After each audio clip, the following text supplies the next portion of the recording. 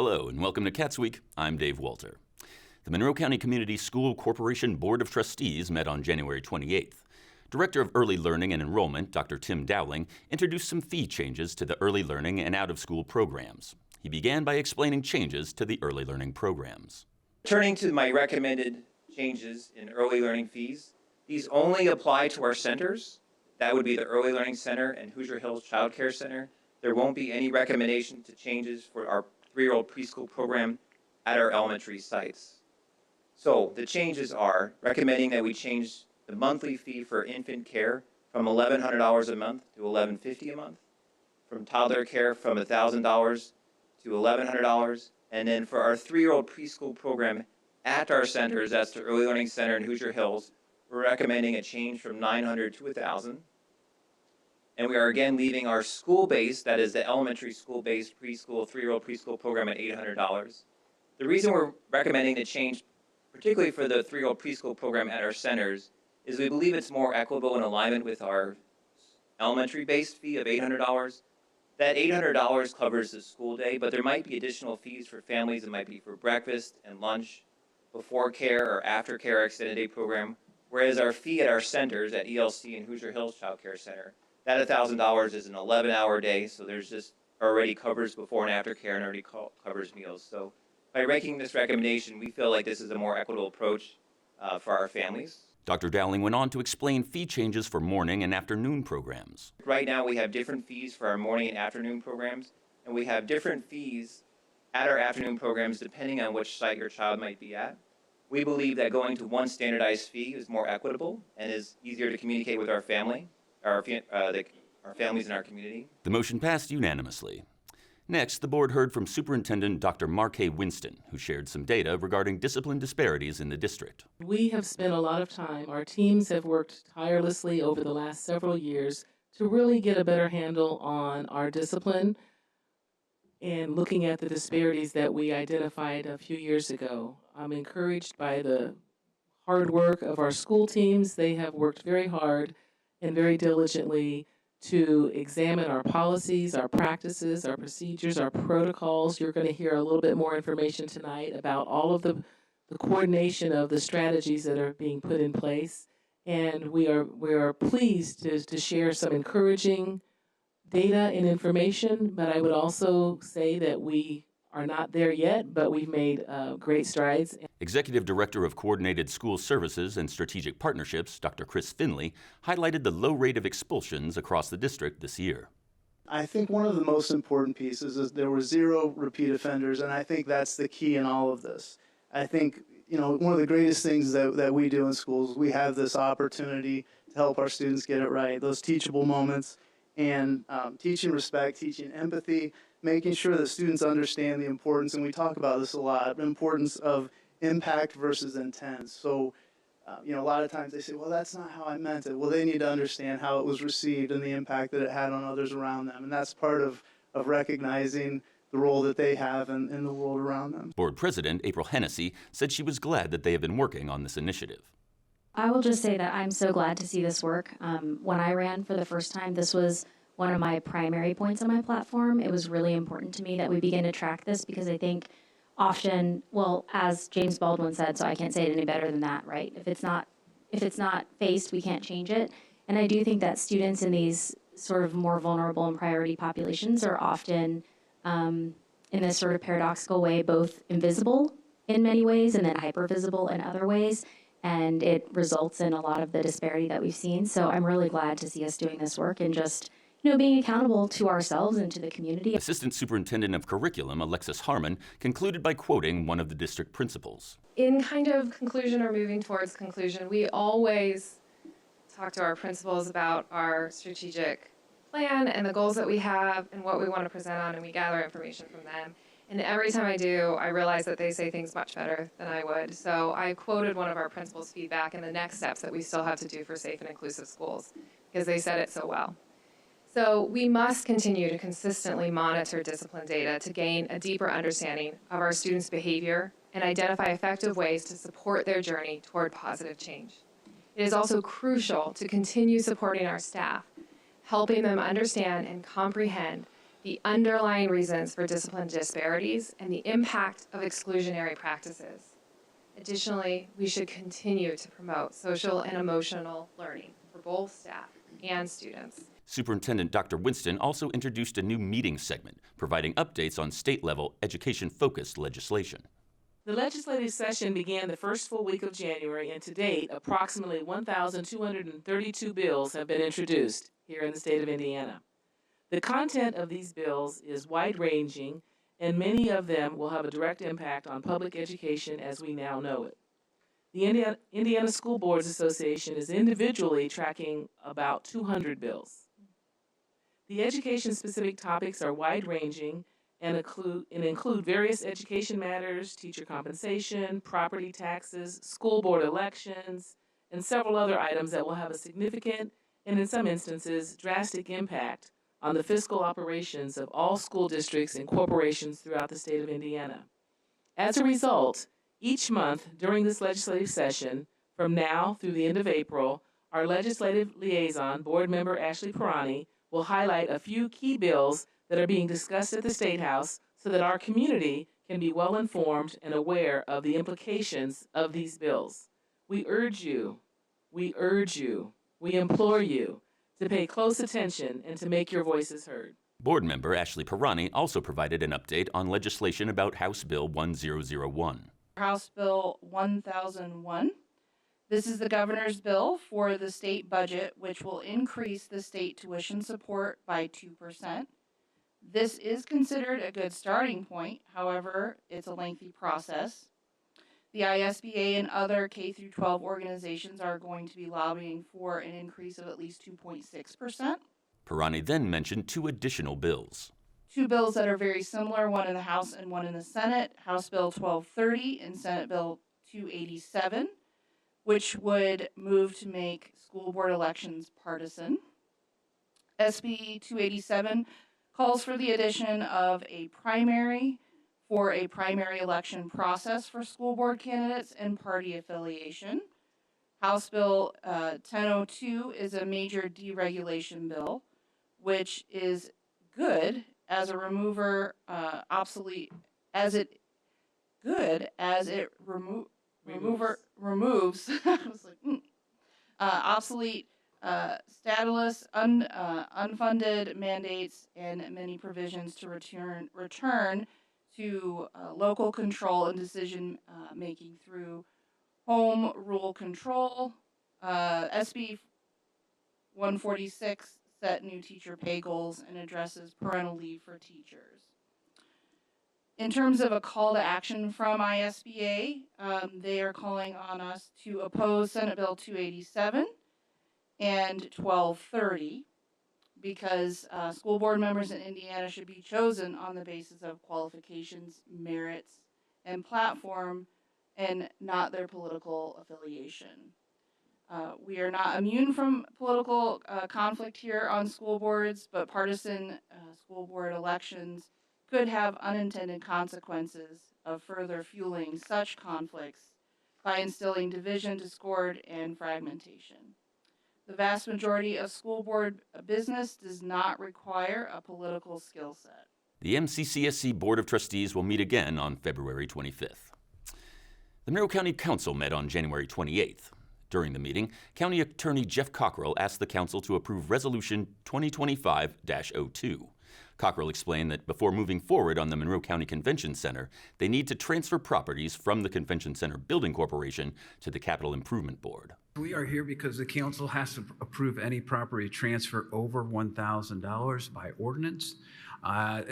In the materials, you'll find two different transfers that we're contemplating. I think technically the first one, which is the property that's owned by the Convention Center Building Corporation that is transferred to the county, that is part of a lease agreement that was established in 2010 and then kind of reestablished in 2016 when we did a refinancing.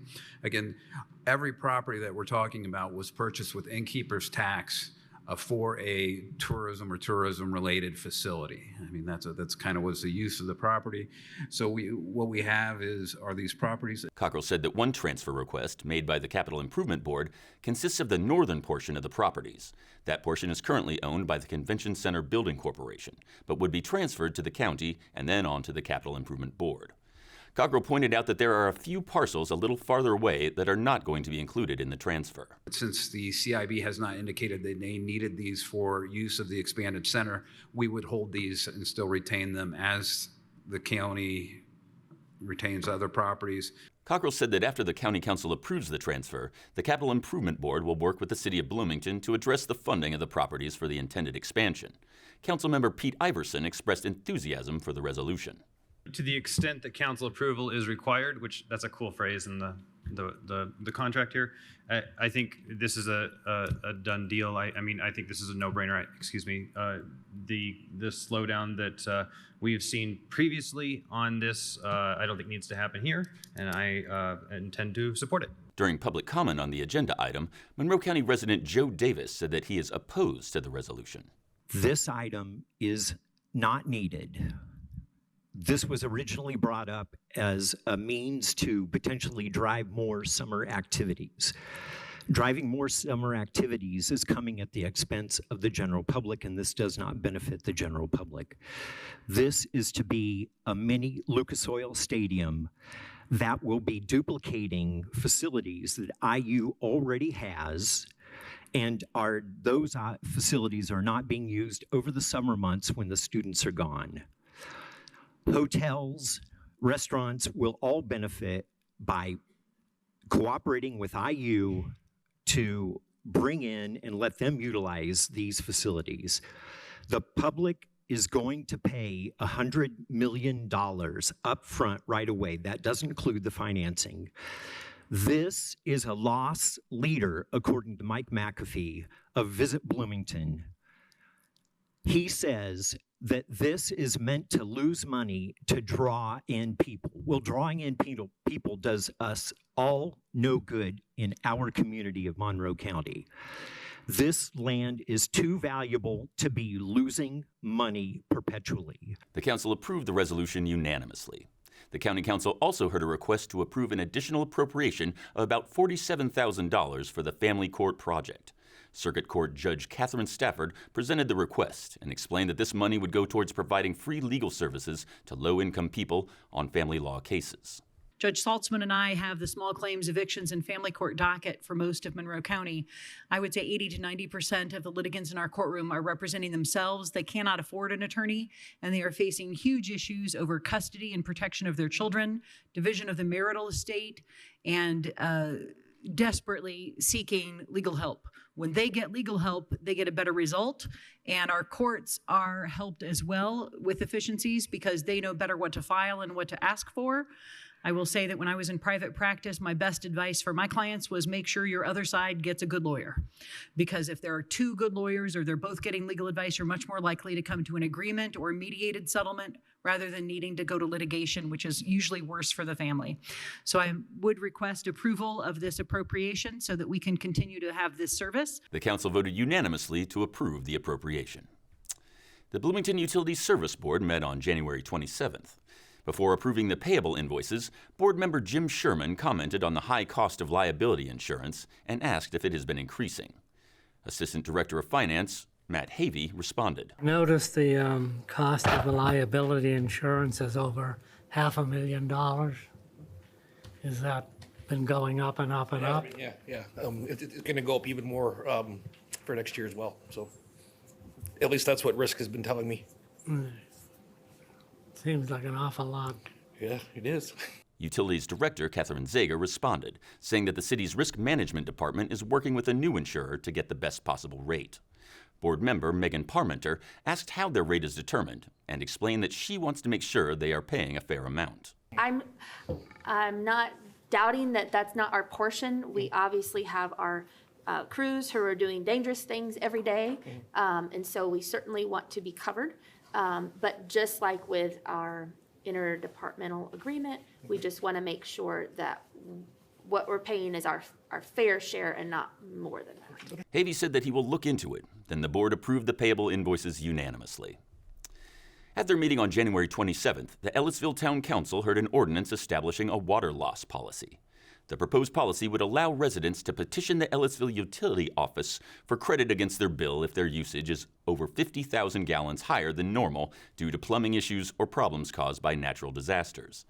Town manager Mike Farmer supported the proposal and said that they have issued credit in the past and that there is a similar plan already in place for excess sewer use. We don't want to profit off of bad luck or circumstances beyond our customers' controls. It's not revenue we figure into our rates and charges, so this is a really good thing. Next, the council passed resolutions for 2 economic development areas in Ellettsville, Riverfront and West Side. Both were previously approved by the Ellettsville Planning Commission.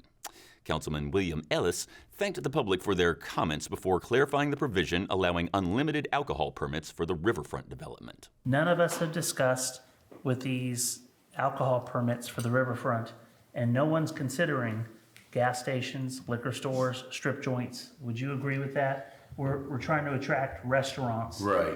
places that families can go. Ellis added that Ellettsville already has 8 active alcohol permits, so there shouldn't be a noticeable change. And that's all for CATSweek. Thank you for joining us. For CATS and WFHB, I'm Dave Walter.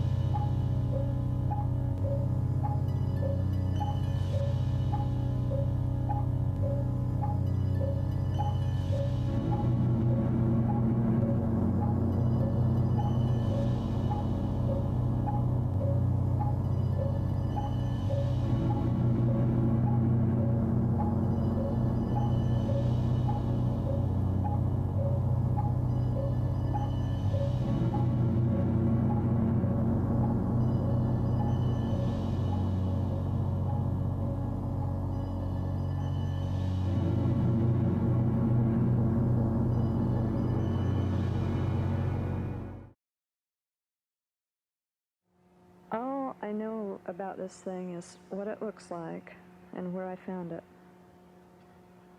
In the spring or early summer of '83, my brother and niece and I were taking What practitioners to expel the waste because in architecture you have volume outside of the body in a very short time. It brings in a great amount of energy to purify the surface. But you have all the same